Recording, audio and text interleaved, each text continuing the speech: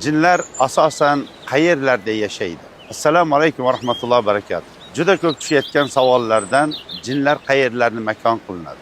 Biz Qur'on va sunnatdan kelgan bizlarga dalilga binoan jinlar asosan odamlar yashamaydigan ko'proq sahro, bepoyon dalalarga o'zlarining makonlarini qilishadi. Ikkinchi, sunnatda kelgan nopok tahoratxona o'rinlarini qiladi.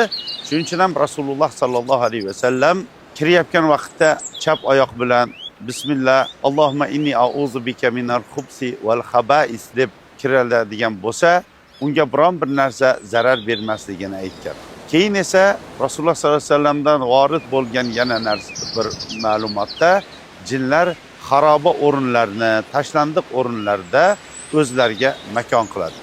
To'rtinchi o'rin, Rasululloh sallallohu alayhi vasallam teshiklarga bavul qilishlikdan qaytargan. Chunki teshiklarda jinlarning o'rinlari bo'lishligi bizga ma'lum qilingan.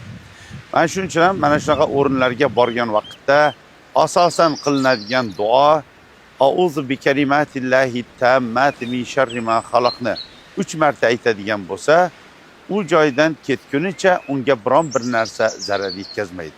Bahor fasli kelib, hamma yoq uyg'onib, ko'pchilik atrof, tog', dala, adirlarga dam olishga ketyapti. Mana shu duoni borgan joyingizda 3 marta aytib qo'yadigan bo'lsangiz, to ketguningizga qadar Allohning izni bilan sizga biron bir narsa zarar yetkaza olmaydi.